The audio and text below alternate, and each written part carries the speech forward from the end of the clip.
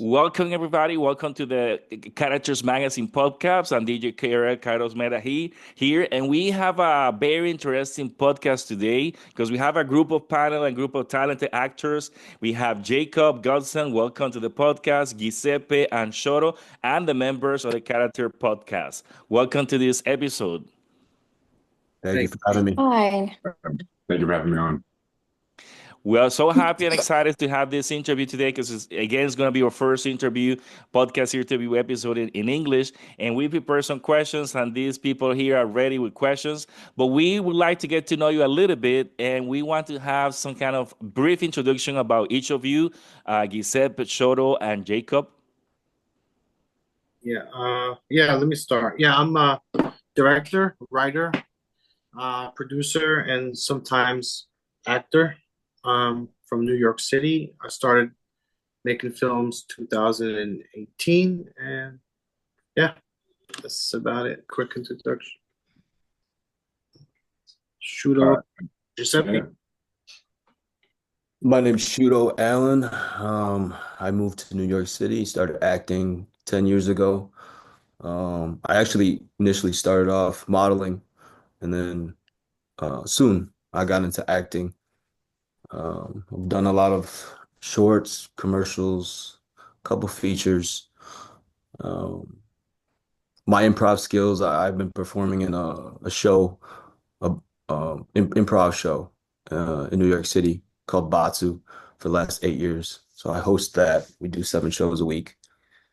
And hey, man, just living the dream. Awesome. Yeah. And I'm Giuseppe Palacino, born and raised in New York. Acting kind of hit me at a young age, like a lot of people, and just started in like community theaters and stuff like that, and then ended up going into like shorts and something like Shudo. Had a few features under my belt now. And I've been working with Jacob. I think this is the fourth film that I just finished with him. Fourth of many more, I'm sure. Yeah. But yeah, acting has just kind of consumed me my whole life. I've done some writing and stuff like that as well. But acting is really what it is. Improv and stuff like that is fun. It just brings a whole other side out of me. But yeah. Awesome. Congratulations. You've been having a very interesting career and want to get to know the idea of this podcast is like we share our tips and tricks since you have a lot of experience and we're kind of starting new in this entertainment thing. So we will and also the people that listen to us, like they want to know any tip of advice that you guys can give. So one of the first questions I think is for Harry Pino. Harry, you have a question for the panel? Yes. Well, thank you for inviting me once again, Carla. Yes, and I think this question is directly to Giuseppe because he's the actor here, and maybe Shodan could also answer this question.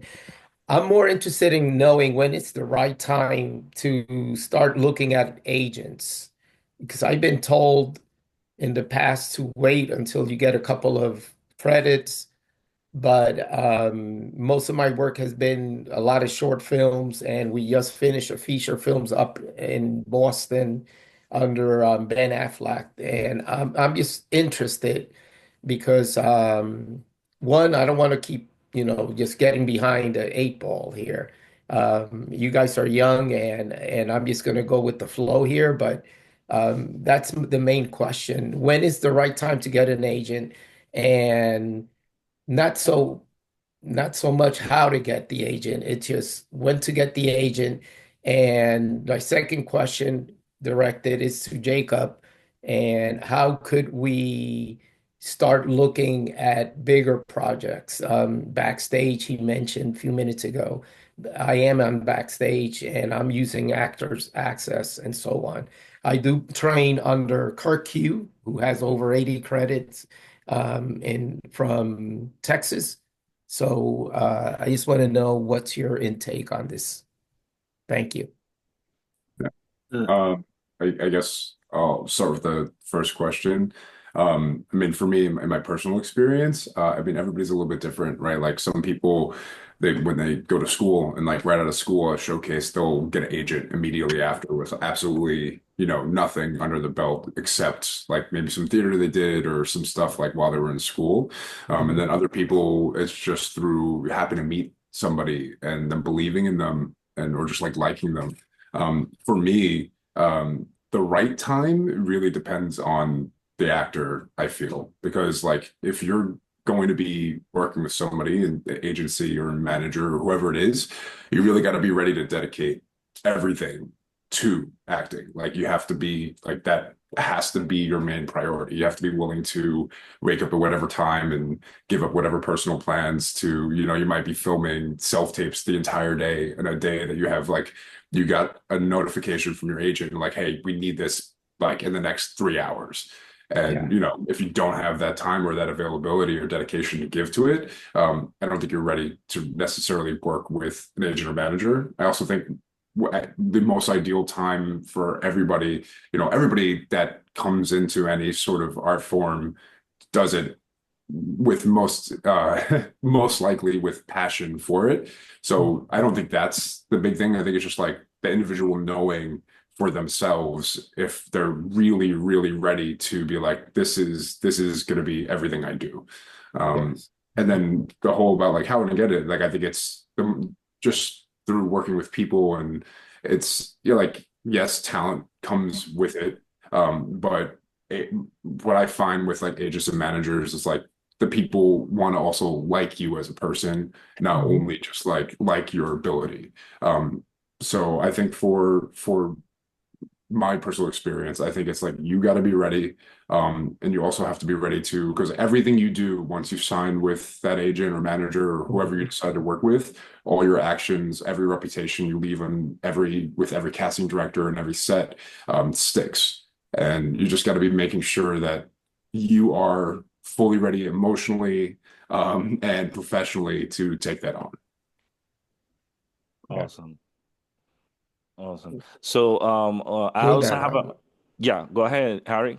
No, about and Mr. Allen's experience. Oh, yes, you have a second question, right? Yeah. Well, well, I'd say with my personal experience, I got a non-exclusive agent offer it like immediately. Um, but like what Giuseppe said, it's like you have to, in all these projects that you do, make yourself present, make Mhm. friends, be likable. People will remember you and they go on. Remember, everybody's all trying to get the same thing you're getting. So where they'll have doing different projects, maybe you would stick in their mind when they're like, "Hey, we need this guy that looks like this or whatnot." So I mean that I just had that experience recently. I filmed for a trilogy for Trauma Entertainment, and I got that solely based on working with other people. And the guy that gave my name, the other actor that gave my name to the director, I haven't worked with him in 7 years, Wow. but he remembered me, because we when you're on set, you got to remember we're having fun, right? We're having fun. This is what we love to do. So you make chemistry with people, you create relationships like going through a tough thing or an experience, and you guys kind of bond together as kind of a unit, you know. So making those type of experiences and making them like a experience that people don't forget. Just remember that every time you're on set, man, you're just always having fun. This is the best time. If Mhm. it's not the best time, you're probably not in the right business, you know. Mhm. But yeah, that's all I can say for that. Get an agent now. Try to get a non-exclusive agent. They usually take 20%, but they're getting your face out there. And Yeah. the more projects that you work on, the more people that you will Mhm. meet. And Mhm. that's the important thing about this industry is meeting people and being likable. Yes. So Thank you. Awesome. Yeah. What Mr. was Jacobs. your second question? Second was from a director Oh, standpoint, yes, yes. what Jacob looks for, even though he already mentioned it, but I would like to emphasize on a few things I that mean, he mentioned. in general, or when I'm looking for a specific role to be Yeah, filled. no, like when you do your casting, if you have a role, a specific role, and I know you mentioned that you have a specific role, a specific image of your actor from the way they speak to the way they act and so on. Yeah, I'm a little different from other directors. I don't like to see their reels or their past work because uh, it might not represent them correctly. They could have a bad director, or they took a part that wasn't right for them, or there's just so many factors. I just like to see their headshots, and if they look the part for my character, I'll give them a read, and then we'll work from there. And their first read, I don't really tell them how to read the part. I want them to read it how they feel they should read it, and I would work with them based on that and try to mold it, try to infuse the character with who they are, Mhm. and that will help them come out like make the acting experience more realistic. Uh, they won't be like they'll be present. Their role will be much easier. Will be much easier to do, and that's my process. Really, yeah, Thank you. yeah. Yeah. Awesome. I have a question that is in my mind. I think it's for Shoto, which is like you mentioned that you've been some done some physicality in your act and in your acting, and I know Giuseppe also played the role of the Batman in one of the comic short films. So how difficult it is to prepare for an action scene instead of a dialogue scene? You know, like those are two different approaches. I know it requires a lot of time, a lot of practicing. So what tips can you give us, or yeah, what your experience? What can you tell us about that? The difference between an action scene or just straight dialogue.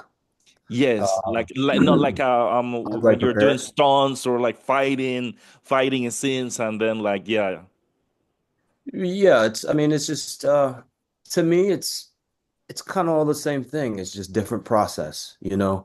Um, for action scene, we obviously have to reenact it out, practice it to where it looks good, find the spots to where it's not gonna look corny when we hit. It will actually look like we're hitting, but at a distance safely.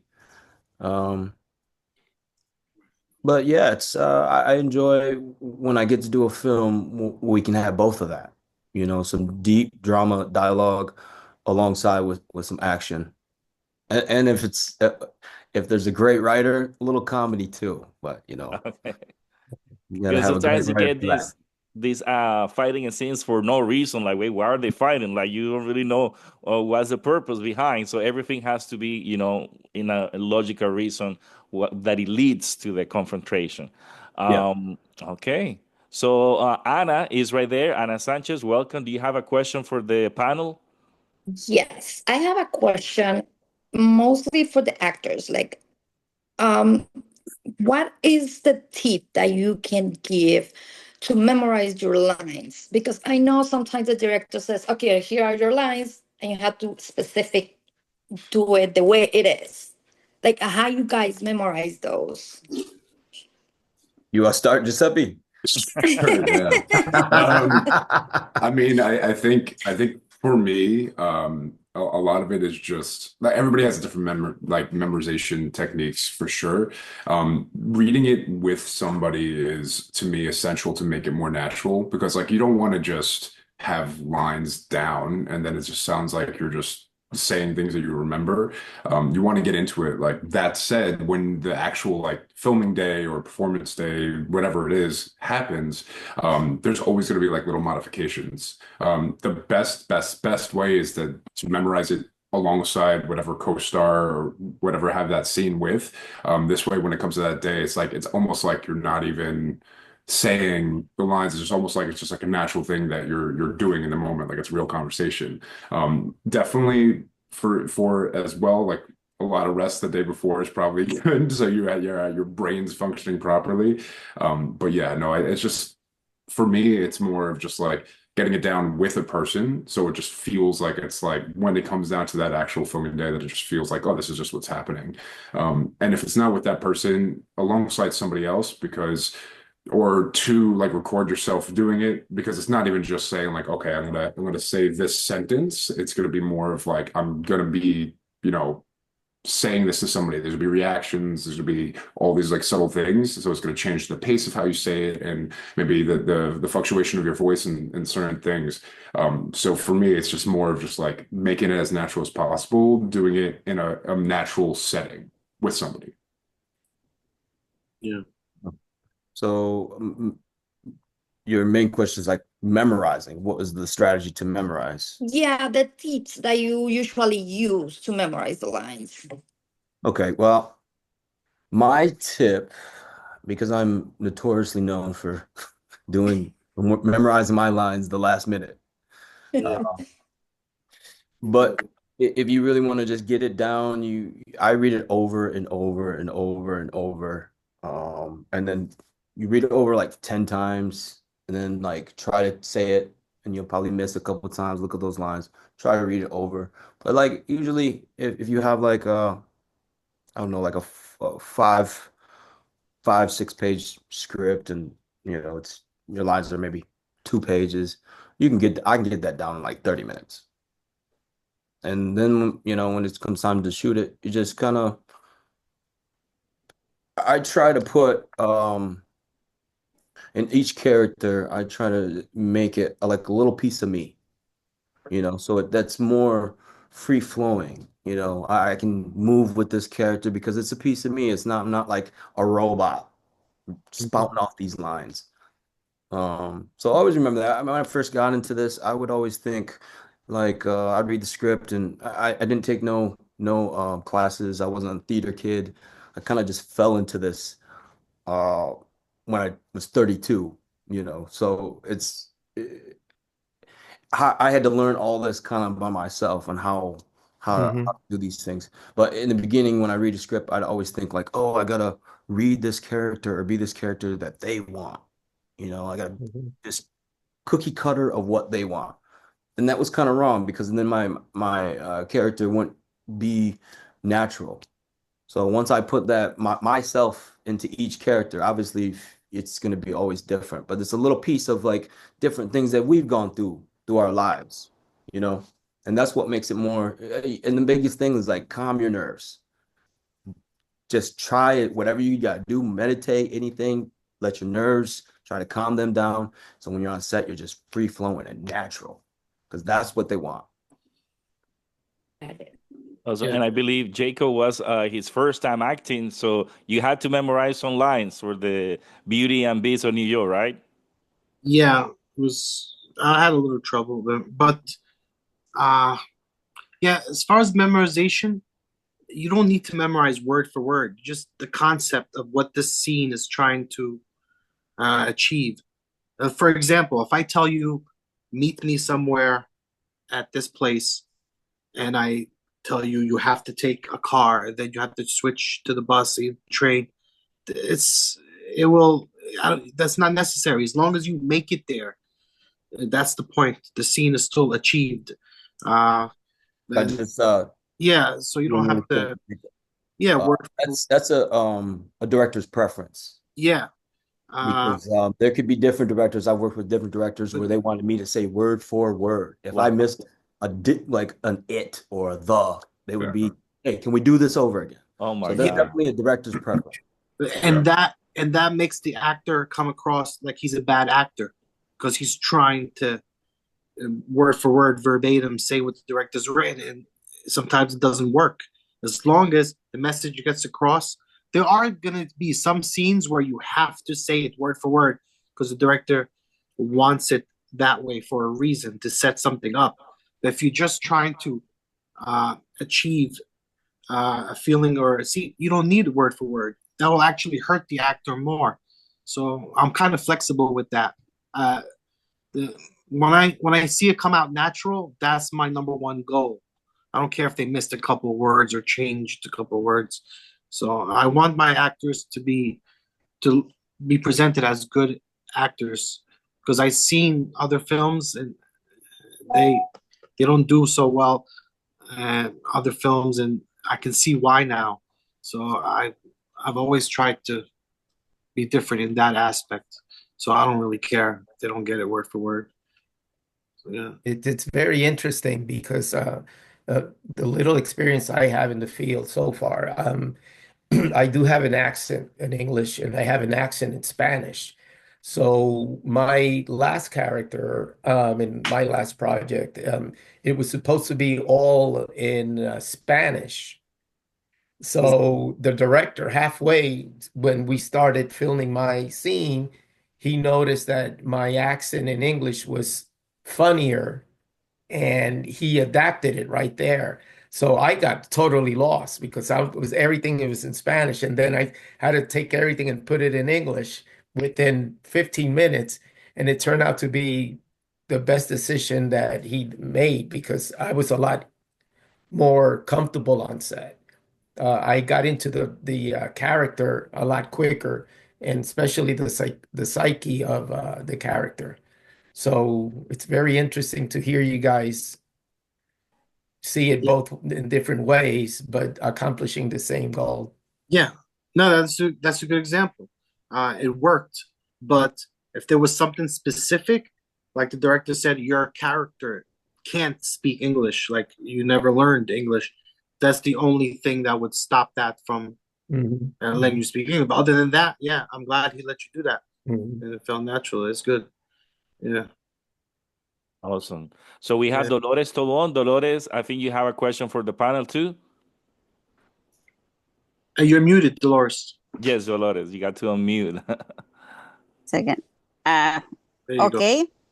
All right. Mm, Hello, my name is Dolores. Mm-hmm. I'm from Mexico. Okay.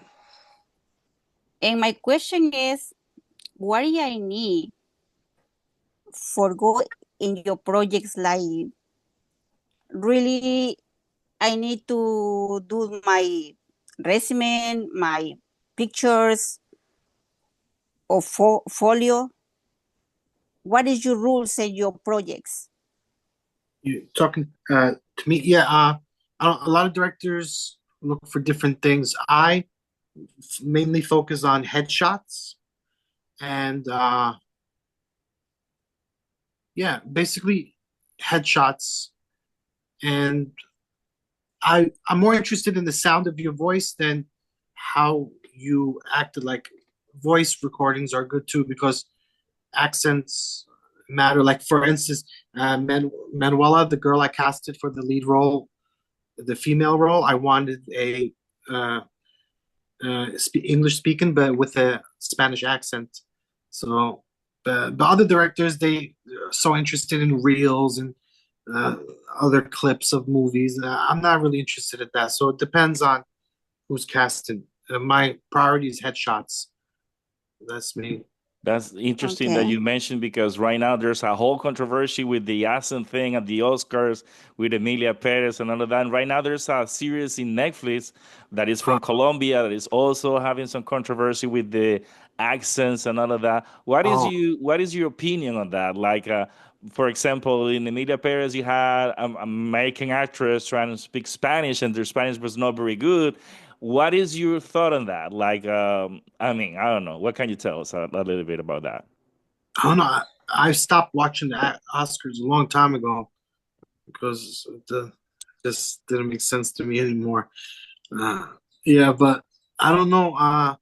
Yeah, I don't know what the controversy. If the character is made like that, then that's why. Because Manuela, she was her character is someone that just came recently to the United States, and It makes so total she, sense. Like, yeah, she needed sound. I don't. What was the controversy? If you don't mind telling me, like really fast. yeah, so you have actresses speaking Spanish, and their Yeah. language, their Spanish performance was not very well. So people that speak Spanish say, "Well, she's not speaking Spanish very well." So, well, for some reason, Oh, like there's a.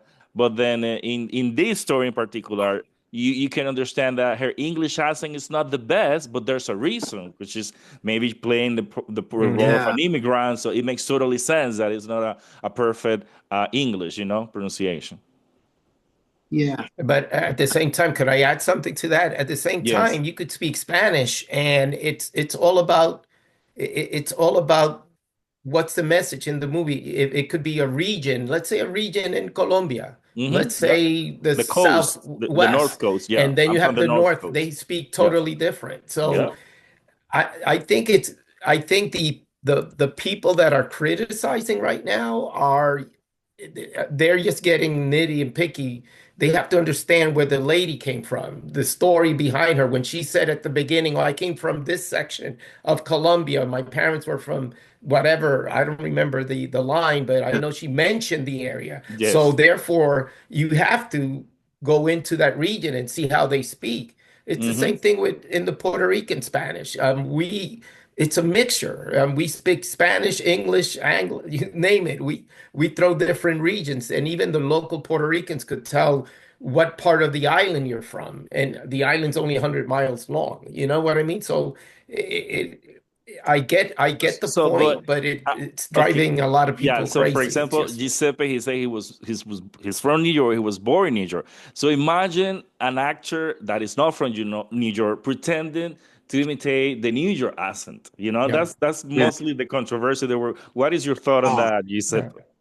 I mean, I think in the end of the day, it's the responsibility of the production and the actor playing the role to be able Mm, to deliver the most realistic thing, right? So if I was cast for a absolutely. role where I had to speak Arabic, which I don't speak, I'm gonna put as much effort and engulf myself in the language to try to make it sound as natural as possible. Like that's my responsibility as an actor, right? Like Mhm. that's the whole point of performing arts. Like I do think that like opportunity should be given to everybody, right? If you have someone who is a natural, Spanish speaking person for that's perfect for the role versus somebody who might be more famous that, might be equally as talented, but because their name is a little bit more and they're getting the role for that reason, that's one thing. But if there's somebody who can like deliver an amazing performance, might not necessarily be as famous as the other person, natural Spanish speaking person, and whatever, like that, to me, I think those people should be getting those roles.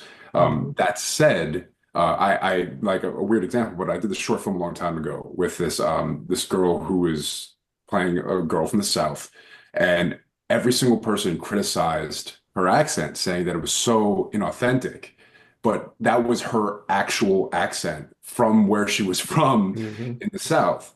So, but everybody thought it was like a fake, poorly done, dramatic accent, but it was Mhm. her voice. It was her exact accent. So there are always going to be people looking for flaws, right? Like if someone has an issue with something, they're going to, like, if you're looking for something wrong, you're going to find something wrong. If you're looking for Yeah. something right, you're going to find something right.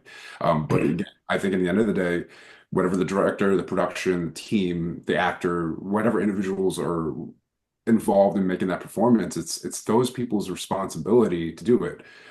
Like and talking about the New York accent, like I put a lot of effort into taking certain vernacular out of my language in certain ways that you can accentuate words that isn't as widely used in New York, but it's like still kind of like trickled in there Mhm. because it will affect what I get cast for. But if I am going to be getting an audition for someone who's a natural New Yorker, I can pull that accent out because it is a part of me. So if it wasn't a part of me, I would probably put a lot of time and effort in trying to make it as natural as possible and Mhm. involve myself with people who have that naturally. And I think that's something that was missed with I think I know what you're referring to with some of the people, but I think that was something that was missed because even for me, like I speak somewhat Spanish, but it's more of like what I learned growing up in New York because there's a lot of Spanish speaking people in New York. But even for me, being surrounded by a lot of people who moved here from what the thousands of different places Hmm. that was moved from, you can hear that it wasn't a natural accent, even for someone who's not a native Spanish speaking person. I think I understand the controversy now. Like, rather than like choose an Italian person to play a Spanish person, they Yeah. want no, that's stupid. So Al Pacino, they would The- have had Al Pacino problem with Scarface, right? They would have had a problem with him playing Scarface then, right? Cuban, right? yeah. Yes. No, that's dumb. I think anybody can cast whoever they want.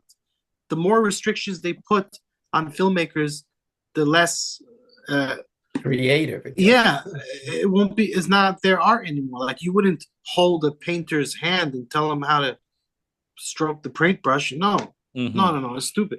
If you don't want to watch it, don't watch it. You know. But yeah, I think a filmmaker should make the film he wants to make and cast who he wants. Can't force him to Yeah, cast. we have 2 minutes left, and I want to Yeah. hear Shoto on this True. opinion about this. Yeah. The speaking of Spanish with a different Yeah, that's the not whole different accent and the film going on. I think it's the role should be casted to the best actor, Hmm. Yeah. regardless of who it is. But I think a lot of times in Hollywood, the best actor don't get casted. It's all Hmm. politics. Yeah, Uh, for that's many true. reasons. yeah, Yeah. and you know, but that's we know this before getting into this business that it can be manipulated in a way where they want. But Mhm. I love what I do. You know, I that doesn't deter me from trying to get my dream and be one of the best prolific actors of our time, you know. Awesome. Well, we're done to the end of this podcast. We have less than a minute, and I want to thank every one of you for participating, for giving your opinion, for giving us those tips. And that's it. Thank you for being in this podcast, and we're gonna be everywhere the podcasts are. Okay. Thank Thank you. Thank you. Thank All you. right. Thank you Thank for you. being Thank in you. Characters Bye. Magazine podcast. Bye bye. Bye. Bye bye. Thank you. Thank you.